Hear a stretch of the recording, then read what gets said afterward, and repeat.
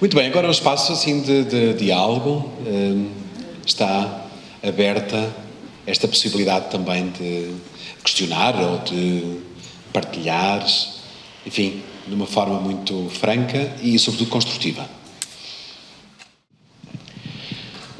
É só um pedido, particularmente ao Carlos Sousa, porque é um testemunho que eu penso que pode ser interessante neste momento aqui também nesta partilha da diversidade de experiências de uma única realidade, que são as equipas de animação, e como são várias as experiências. Mas há uma que eu gostava, porque pode ser interessante partilhar com os outros, que é a equipa da Unidade Pastoral de Santa Maria viveu uma realidade excepcional, que ao longo deste período já teve 4 padres a trabalhar com ela. Um primeiro que a fundou e acompanhou e deu-lhe uma solidez, depois 2 que foram lá ver o barco, um teve lá 3 meses, outro teve 8 e agora tem um novo pároco. E o que significou esta equipa a fazer este trajeto e a assegurar, digamos assim, porque 2 dos padres foram os vigários gerais que tiveram lá como administradores paroquiais num período de 11 meses que não tiveram pároco. A saída de um e a vinda do outro, que foram 11 meses. E o que significou, quer o padre Pedro Miranda, quer eu, irmos a esta unidade pastoral esporadicamente, porque não estávamos lá, não tínhamos essa capacidade, porque tínhamos outras atividades, e o lugar, a experiência, a partilha que a equipa de animação pastoral teve neste período, como consequência de toda a história. Eu pedi ao Carlos que partilhasse um bocadinho o significado desta experiência, que penso que é enriquecedora para todos. Nós, no período que não tivemos parque residente, digamos assim, eu acho que a equipa de animação pastoral viveu intensamente aquilo que era exercer a coordenação do trabalho de 5 paróquias sem termos o parque residente. Tudo funcionou, nada parou, a catequese continuou a funcionar, as celebrações continuaram, tudo continuou a acontecer. A equipa de animação pastoral assumia em conjunto a organização e a planificação das reuniões que havia. Se havia uma reunião geral de catequistas, nós programávamos as reuniões, planeávamos o trabalho e executávamos o trabalho. Quando reuníamos com os senhores vigários gerais que estavam a assumir interinamente as paróquias, planeávamos todo o calendário de celebrações em que era necessária a presença de um sacerdote, e depois éramos nós que acolhíamos quem ia e coordenávamos efetivamente esse trabalho. Foi uma experiência enriquecedora, sem dúvida, desafiante, mas que efetivamente resultou. Eu acho que resultou pelo caminho que tínhamos feito já ao longo dos anos de trabalho e de partilha. Concretamente, a paróquia de Figueira também já tinha tido essa experiência. Houve em 2 anos trocámos de parco. Em 2 anos foram 3 ou 4 parcos que nós tivemos. E porque havia também essa corresponsabilidade, o trabalho continuou também a funcionar da mesma forma. Sim, e também outras experiências sem parque, está ali a doutora Ana a dizer, e muito bem. Dizer também que isto é uma realidade, temos vivido ao longo destes últimos anos a experiência de acolher um pároco que vem de uma realidade completamente diferente, habituado a um ritmo de trabalho completamente diferente, e digo isto porque penso, não sei se é do conhecimento geral, mas acolhemos a nossa unidade pastoral, acolheu dois sacerdotes que vêm de Angola, e efetivamente é também uma experiência e um desafio para a equipa de animação pastoral, porque efetivamente esta forma de organização e de vivência desta comunhão não é a mesma em toda a Igreja, E isto também são desafios que nós vivemos constantemente. E aqui, de facto, a resiliência, a capacidade de resolução de problemas tem de facto que estar muito presente, e há dias, efetivamente, que não são fáceis. Como dizia o padre João de manhã, isto não é sempre uma linha ascendente, mas também, seguramente, nenhum de nós, na experiência de trabalho e de vida que tem, nem tudo é uma linha ascendente. Era dito também aqui que as equipas precisam de se conhecer e o conhecimento nunca é pleno, porque as pessoas vão mudando, e se nós não fazemos este esforço de conhecimento mútuo constante, nós de facto, se achamos que já conhecemos todos os membros que estão ali na equipa e descuramos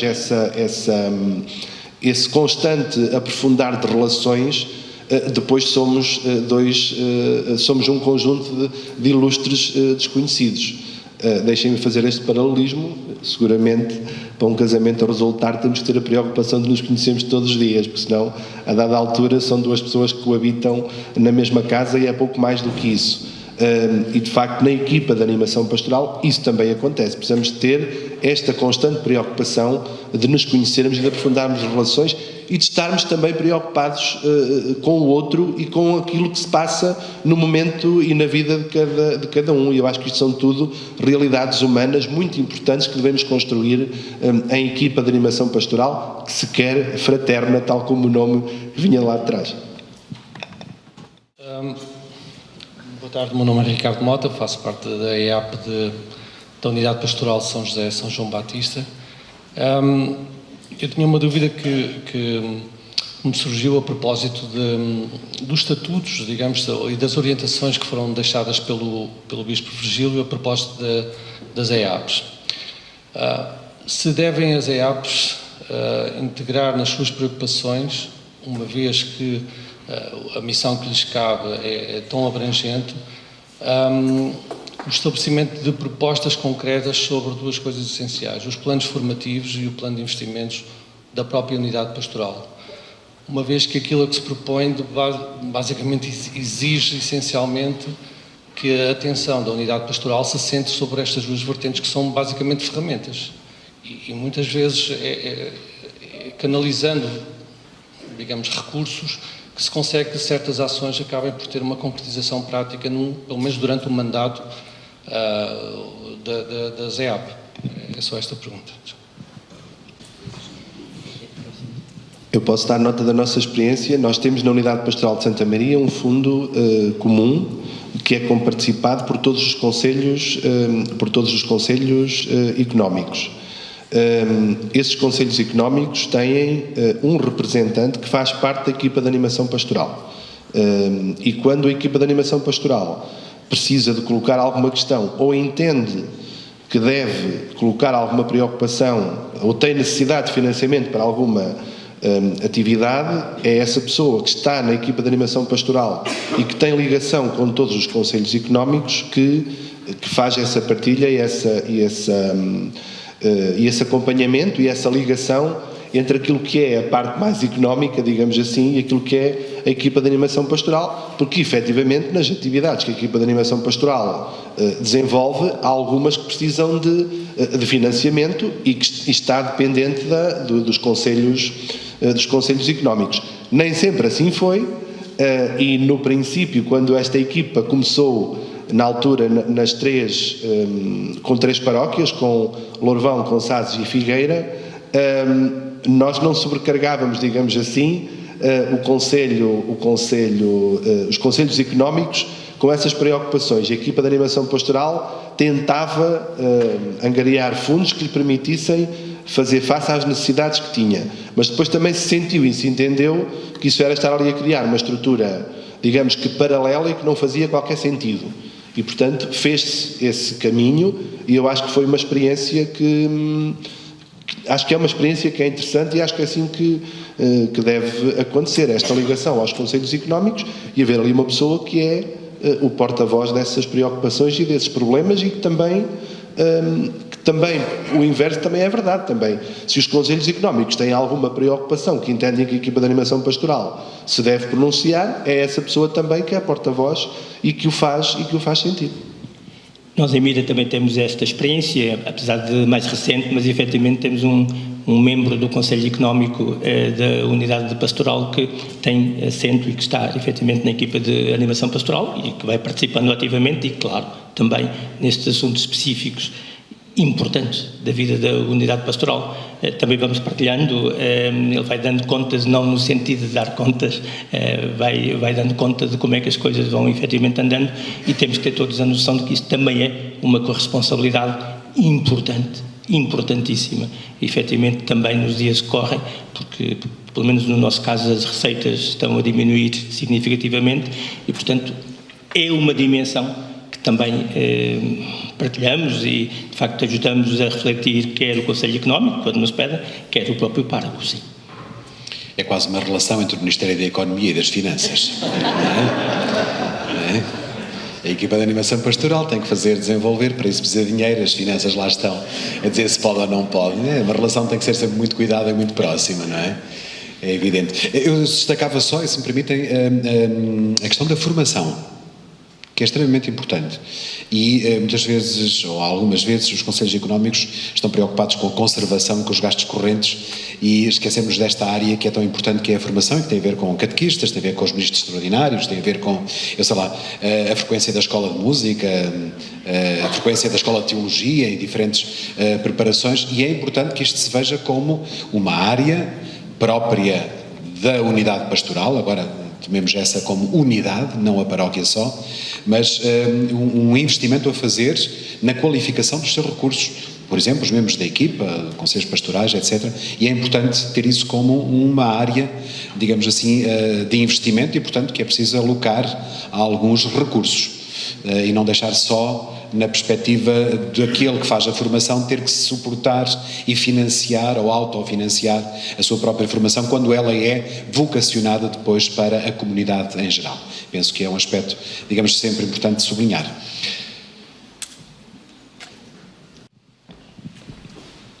Eu gostaria de colocar, não é uma questão, mas talvez uma partilha. Como é que depois estas equipas de animação pastoral, à medida que vão crescendo, a unidade pastoral vai integrando as várias paróquias, como é que é feita esta dinamização, quais as oportunidades, não é? Porque eu vejo sempre como uma oportunidade, mas depois estas oportunidades também têm as suas dificuldades. E como é que se vai construindo e cimentando esta unidade fraterna, esta comunhão que está, pois, ao serviço de toda a comunidade cristã? No nosso caso, eu apenas foquei o assunto, mas a realidade ainda não existe, não é? Nós somos, efetivamente, uma unidade pastoral com 3 paróquias.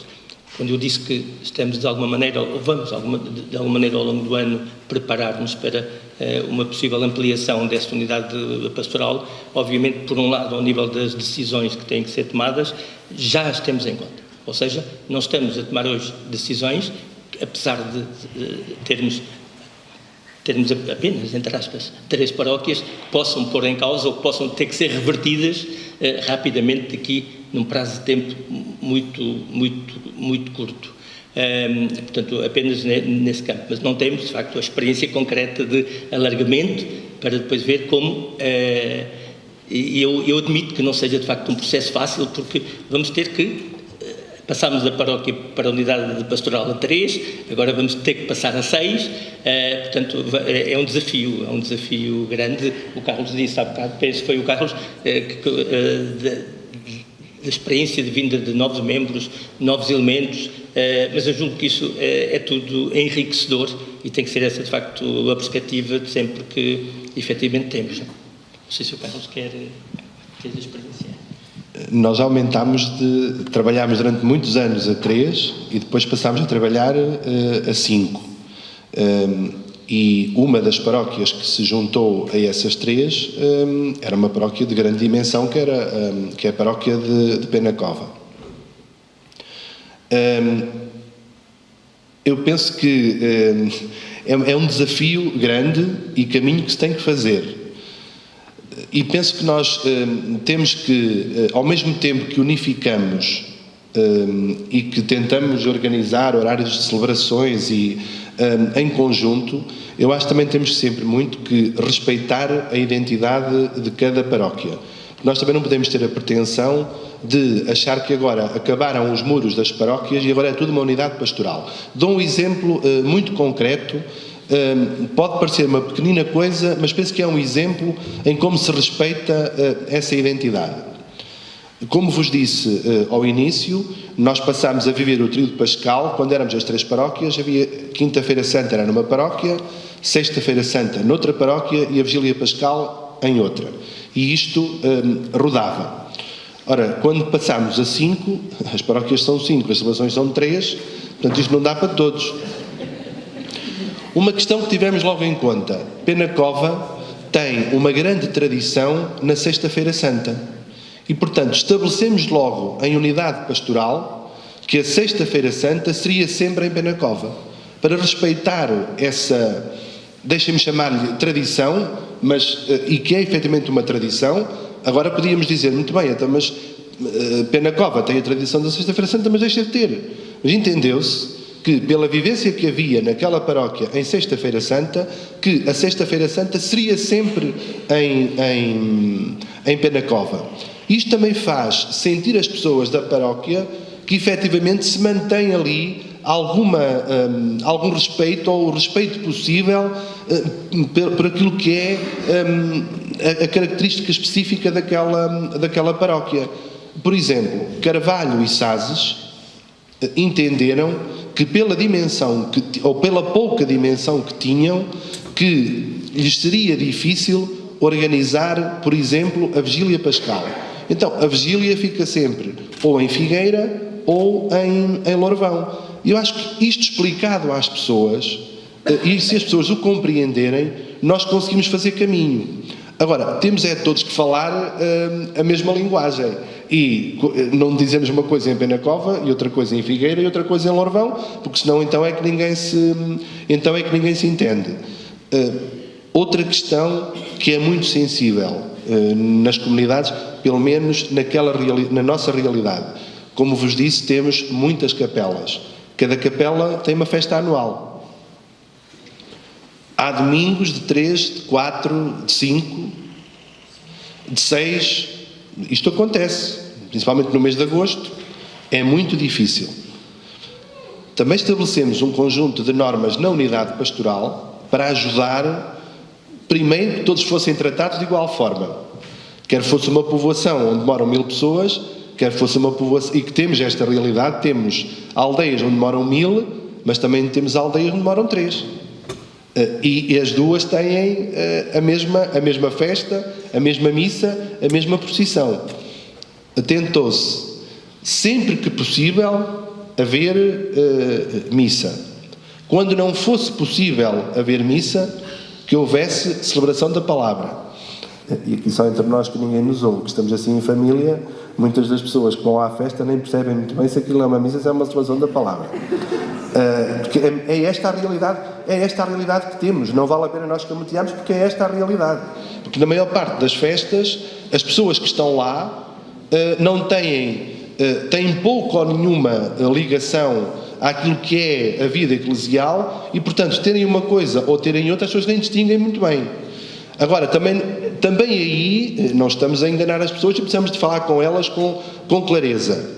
Mas com o cuidado que, se num ano houve celebração da palavra, no outro ano há de ser a capela a privilegiada e ter celebração da Eucaristia. E explicar isto às pessoas. Acontece lá uma reunião em que são marcadas todas as festas. E essa reunião surgiu porquê? Para as pessoas perceberem que no conjunto da unidade pastoral há 4 ou 5 festas no mesmo dia. Porque se as pessoas não estivessem juntas e não percebessem que haviam 4 ou 5 festas no mesmo dia, muitas delas nem faziam ideia que isso acontecia. Porque é mesmo assim. E estando ali todas juntas, sentem as dificuldades. Se o padre está aqui, não pode estar ali. Bem sei que alguns agora ainda pensam aquelas, não pode, vamos buscar um não sei onde.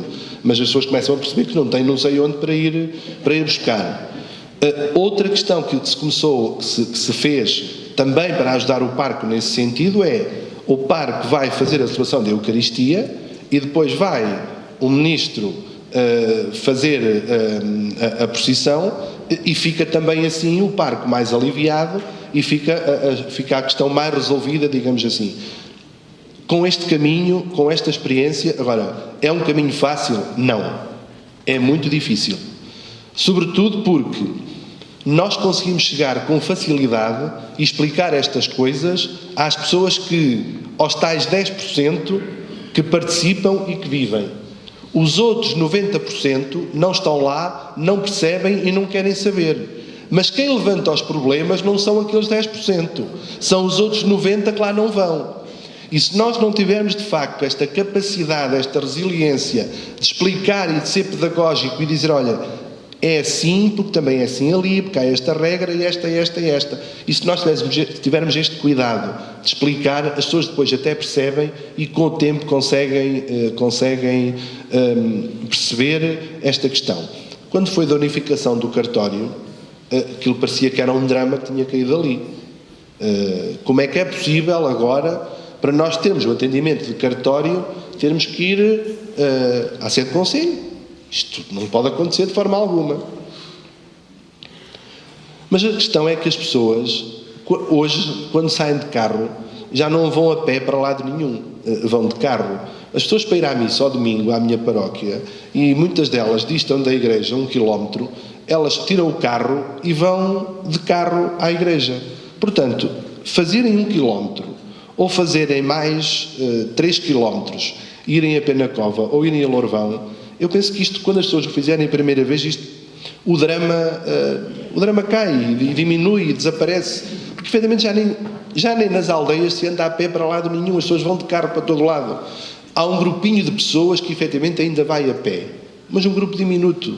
E essas pessoas, basta nós dizermos na igreja, olhem, a celebração é acolá. Quem quiser ir, junta-se aqui às tantas horas e arranja-se boleia para as pessoas. E o problema fica resolvido. Não foi por aí que aconteceram problemas. Mas percebam que neste conjunto de 5 paróquias, e estão aqui pessoas que acompanharam todo este processo, e estou aqui a olhar para elas, seguramente isto não foi fácil. Não foi nada fácil. E tivemos momentos muito difíceis. Olha, dou-vos só outro que o Sr. Padre João Paulo Fernandes viveu connosco. Este grupo de malucos lembrou-se um dia, naquele ano que o Papa nos mandou sair, ir ao encontro, ir mesmo ao encontro, o que é que nós resolvemos? Foi um ano a seguir aos incêndios, os incêndios em Penacova e noutros concelhos foram aquilo que foram, os bombeiros tiveram um trabalho extenuante nesse ano, e este grupo de malucos resolveu ir ao encontro dos bombeiros e dar um sinal de sair das 4 paredes e ir fazer a celebração de Sexta-feira Santa ao quartel dos bombeiros. Vocês não imaginam o que é que lá foi. Mas não foi do grupo que frequenta a igreja. Foi do grupo que vai à igreja uma vez por ano em Sexta-feira Santa e, meu Deus do céu, o que é sair da celebração de Sexta-feira Santa dentro da igreja. Mas eu penso que isto são riscos que se assumem, são marcos que se estabelecem e que a equipa também, a viver este problema juntos, também cresce e também ganha laços. Porque nós ganhamos laços e criamos empatia a resolver problemas, porque quando é tudo fácil, está tudo bem, nem temos que discutir. O problema é quando surgem os problemas, isso aí são momentos difíceis, até entre nós e equipa. Eu recordo-me perfeitamente que essa decisão que tomámos em concreto teve consequências complicadas, mesmo em termos de equipa. E foi preciso depois, a seguir a esse dia, ter uma reunião em que só se discutiu isso. E dissemos, meus amigos, vamos lá agora avaliar e perceber o que é que falhou aqui entre nós. Mas isso, de facto, eu sinto que isso que nos fez crescer, fazer caminho e andar. E eu acho que é mesmo assim que, se nós continuamos presos ao medo de decidir, porque vai toda a gente cair-nos em cima, então não tomamos decisão nenhuma e isto fica tudo exatamente como está. E também já percebemos todos que exatamente como está, até por força das circunstâncias, não é possível. Não é? Se um padre é único para 5 paróquias, ele não pode celebrar 5 missas ao domingo de manhã. Olhem, outra guerra na unidade pastoral. Porquê é que Penacova tem sempre missa às 10h15 e os outros têm que ter missa às 9 e às 11h30? É que não dá jeito nenhum, nem dá jeito nenhum às 9 nem às 11h30. A hora que dava jeito mesmo era às 10h15. Porquê é que só Penacova é que tem? Porquê é que Penacova é que tem às 10h15 e os outros têm que andar a mudar? Olhem, é todo um caminho que se tem que fazer. E porque é que algumas paróquias têm que ter missa vespertina e não têm missa ao domingo? Porque não dá para serem às 5 ao domingo. Mas de facto foi difícil, é difícil. São coisas que neste momento, essa questão da hora das missas, já ninguém discute, está aceite, está tida como válida até nos juntarmos mais não sei quantas paróquias e voltar isto a ser necessário voltar a fazer outro caminho. Mas eu acho que isto é um caminho que se vai fazendo e que se vai trilhando. Eu pertenço à unidade pastoral da Mielhada, mas sou da paróquia da Vacariça. A paróquia da Vacariça já esteve sozinha há muitos, muitos anos, depois estava Mielhada e Vacariça. Entretanto, com a morte do padre Bílio, foi um parque para a Vacariça, mas a missa o horário da missa foi estabelecido não na paróquia, mas foi estabelecido pela diocese. E foi às 9 da manhã, quando nós tínhamos missa ao meio-dia. Começaram logo as catequistas, porque as crianças às 9 da manhã não se levantam. É muito cedo. Claro que não são as crianças, não é? Porque a gente sabe que as crianças que se levantam cedo. Pronto, a questão resolveu-se, lá fomos andando, resolveu-se. Entretanto, além das 2 paróquias, foi agregada mais uma paróquia que foi a de Casalcomba. O parco também com a idade, era difícil pelo menos o trio pascal fazer nas 3 paróquias. No primeiro ano ainda se fez, no segundo estabeleceu-se que iríamos rodar. Mas para que é que temos que ir para Casalcomba? Mas porquê é que temos que ir para a Mielhada? Mas porquê é que não se faz tudo na Vacariça? Lá andamos e lá resolvemos, no ano seguinte rodámos e a coisa foi-se resolvendo. Entretanto, além de 3 paróquias, a unidade aumentou, tivemos Luso, Pampilhosa, aí as coisas já foram mais fáceis, porque já estávamos habituados às outras 3. Claro que há sempre quem discute, a gente sabe perfeitamente, mas as coisas foram mais fáceis. Agora, além de 5, temos 7. A coisa foi relativamente fácil porque o RASC, antes de haver as 7 paróquias, já estavam a trabalhar em conjunto. Autonomamente, eles trabalharam em conjunto. Mesmo assim, ainda há quem diga, porquê é que a missa na Mielhada tem que ser às 10h15? Quando há pessoas da paróquia que até lá vão às 10h15. Ou vão ao Luso. Porquê é que é tudo na Mielhada? O cartório depois já foi mais fácil, porque já estavam habituados aos restantes. Portanto, eu acho que este caminho que nós começámos primeiro como paróquias, depois como unidade, e com o aumento agora destas as coisas vão se resolvendo e já se nota uma unidade entre as paróquias, cada uma com a sua formação, com a sua especificidade, mas já aceitam perfeitamente esta comunhão. Portanto, acho que isto que ao longo da vida que vai andando. E a equipa de animação vai trabalhando. Começou a trabalhar já depois da pandemia, mas vai trabalhando. Temos uma jovem, foi relativamente fácil consegui-la, estávamos a pensar em 2, não se conseguiram 2, conseguiu-se uma, e vou só dar um exemplo, quer na Vacariça, quer na Mielhada. Depois das jornadas, o que é que nós vamos fazer aos jovens? Vamos convidá-los para, não temos catequistas, vamos convidá-los para ir para a catequese. Eles não vêm, eles agora vêm lá dar a catequese. Não vêm. Na Vacaria foi relativamente simples. Os jovens, um deles aceitou, outros que não podia. Na Mealhada, um primeiro deu a resposta, pessoalmente, depois o outro foi dando, e o outro foi dando. Estão 3 jovens a dar catequese pela primeira vez. E vão. Claro que não é tudo um mar de rosas, não pensem.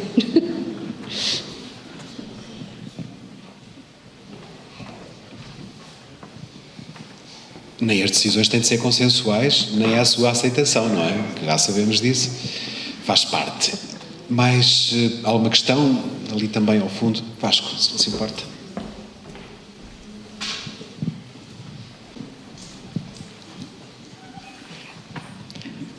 Boa tarde, faço parte da Unidade Pastoral Figueira da Foz Sul e desta equipa que está agora a começar a dar os primeiros passos. E uma questão que eu gostava de colocar é portanto, para as comunidades, eu falo mais da nossa, há um desconhecimento desta existência de equipas de animação pastoral. E a minha questão é, irá haver algum tipo de divulgação? Somos nós que fazemos a nossa própria divulgação? Porque o objetivo é que também a comunidade sinta uma base de apoio para também se manifestar, não é? E nós, então, fazemos alguma coisa por isso. Há alguma intenção de fazer divulgação disto? Ou somos nós próprios que, junto das nossas comunidades, vamos fazendo essa divulgação? Obrigada. Nós temos todos que ser, deixem-me dizer assim, suficientemente inteligentes para fazer chegar a informação às pessoas, sem elas, enfim, perceberem que isto é uma imposição que nos aqui caiu e é uma fatalidade que nos aqui caiu. Vou-vos dizer como é que foi apresentada a equipa de animação pastoral. Até foi o Sr. Bispo que lá foi, por acaso, e nesse dia fomos apresentados. Tínhamos que definir um dia da unidade pastoral. Sabemos que o mês de maio congrega muita gente. E então, ainda ontem, estava lá a mexer nos papéis e me veio à mão essa fotografia. Estabelecemos que o dia da unidade pastoral havia de ser no mês de maio e juntámos todas as paróquias numa celebração mariana que juntou assim umas largas centenas até milhares de pessoas. Mas também aí não foi uma decisão fácil, porque é que agora havíamos de ter uma celebração mariana e uma procissão das velas para as 3 paróquias se nós tínhamos uma em cada aldeia, vejam só. Mas a verdade é que nos congregámos, cada paróquia lá estava, com o seu estandarte, foram todos participar na procissão, arranjámos transportes, e a celebração correu muito bem. O Sr. Dom Virgílio esteve nessa celebração, seguramente se recorda, e nesse dia estavam ali muita gente reunida e foi apresentada a equipa de animação pastoral e foi explicado quais eram as funções da equipa e foi dito como é que a equipa funcionava. Foi uma forma muito simples e estava ali um exemplo prático. Esta equipa teve, por exemplo, a responsabilidade de organizar este momento.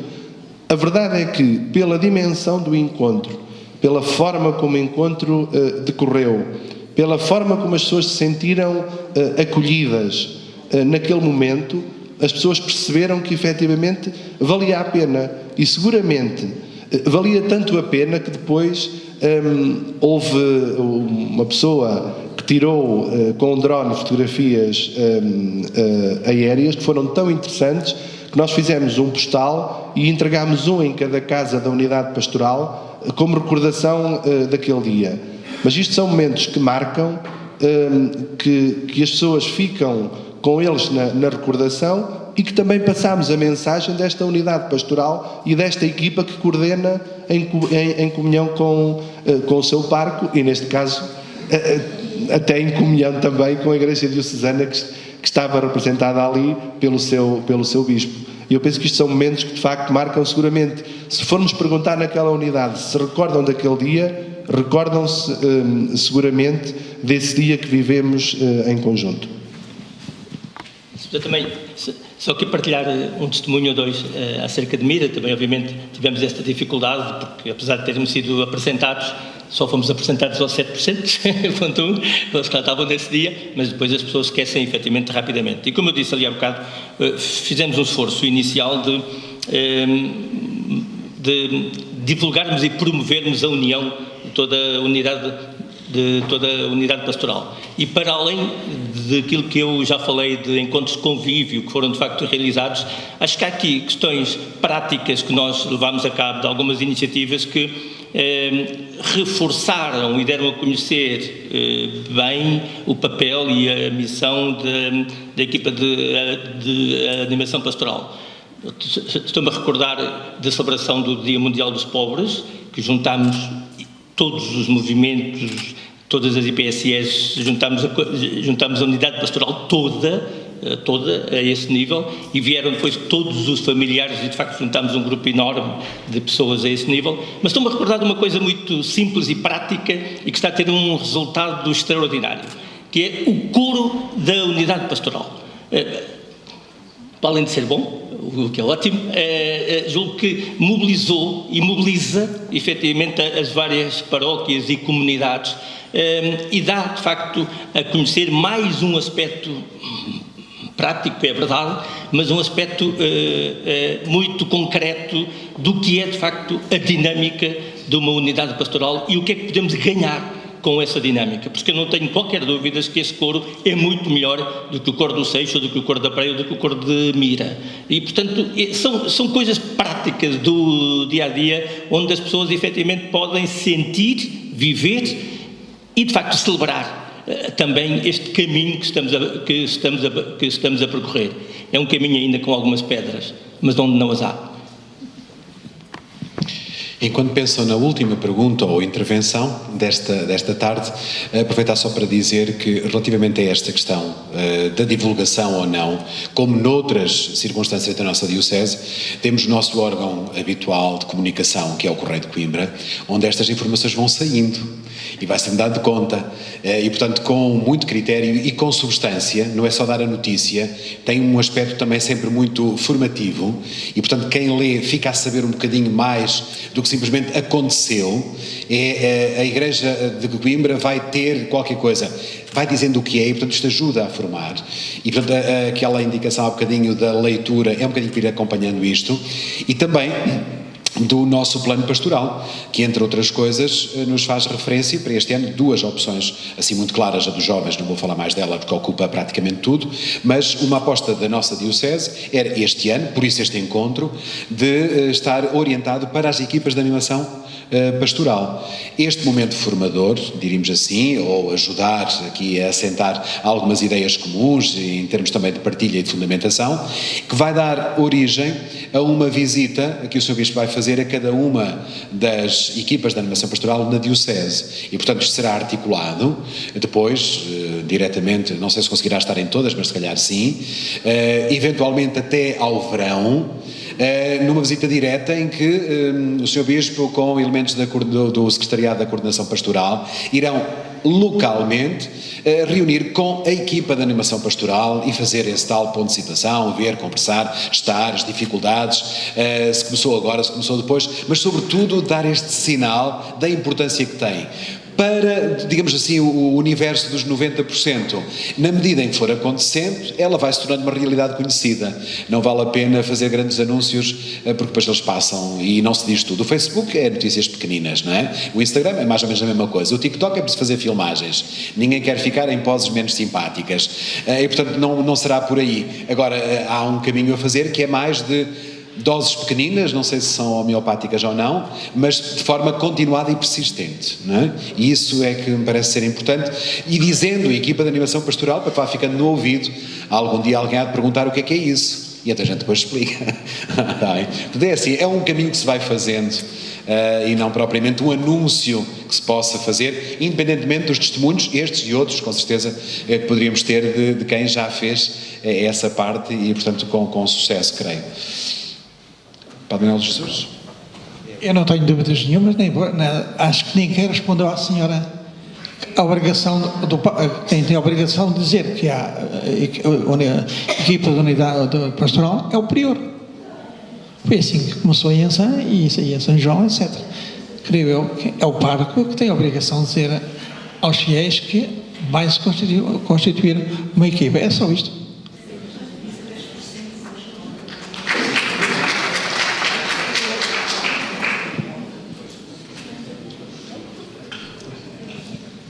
Eu só gostaria de sublinhar o aspecto que alguns tocaram, que é o aspecto que acho que parece importante, tanto quanto possível, ter algum jovem na equipa. Nós também começamos agora, porque precisamos de formar jovens para a liderança das paróquias também, e por isso é um aspecto positivo que vocês falaram, a meu ver, que têm.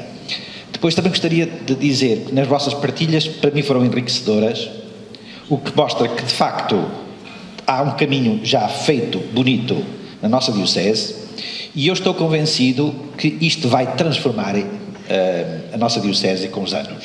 De facto, as equipas de animação pastoral, não sei se já todos demos conta, é uma estrutura fundamental para a vivência, como já foi dito hoje, desta corresponsabilidade que queremos viver, mas que vai fazer transformações, vai mudar a maneira de pensar a Igreja, mudar a cultura das comunidades. Cada vez, enquanto vocês falavam, e eu sentia isso, veio-me à cabeça, embora isto possa ser falado no Secretariado de Coordenação Pastoral, que se calhar nós precisávamos anualmente de ter um dia para as equipas de animação pastoral, um dia celebrativo, um dia em que nos encontrávamos, um dia que havia formação sobre liderança, sobre isto, sobre aquilo, mas um dia sobretudo de partilha de experiências, porque havia coisas enriquecedoras em cada uma diferente. É engraçado quando eu vou, às vezes, quando vou várias vezes a Londres por causa do Alfa, e eles dão-nos, às vezes, 1 hora inteira, e às vezes mais, a que eles chamam tempos de network. Network significa criar redes de relações com outros, para que eu, que estou em Portugal, conheça o que se faz na Califórnia, ou nos Estados Unidos, ou na Alemanha, etc. E quase forçam-nos, quer dizer, para não ficarmos com os nossos amigos, mas irem-nos à procura daqueles que dizem, bem, vocês, como é que é lá? Como é que fazem lá? Esta partilha enriquece-nos, porque eu ouvi, por exemplo, algumas coisas das vossas vivências que ajudam-me a ver melhor, e nós precisamos de melhorar, e creio que claro que podemos fazer isso, uma equipa pode dizer assim, olha, gostava de estar convosco, como o nosso bispo vai fazer, uma equipa pastoral, da animação pastoral, pode também um dia querer, gostava de conhecer melhor como é que funciona aquela equipa pastoral, e combinarem e encontrarem-se. Mas estas partilhas são muito enriquecedoras para enriquecermos também a nossa realidade de cada um. Obrigado pela vossa... Da minha parte, resta-me agradecer a vossa disponibilidade, a vossa partilha, creio enriquecedora para todos. Faço minhas palavras do Padre Jorge, dizendo que está sido um momento muito gratificante, e o Sr. Bispo irá encerrar então o nosso encontro de hoje. Para todos, muito obrigado da minha parte.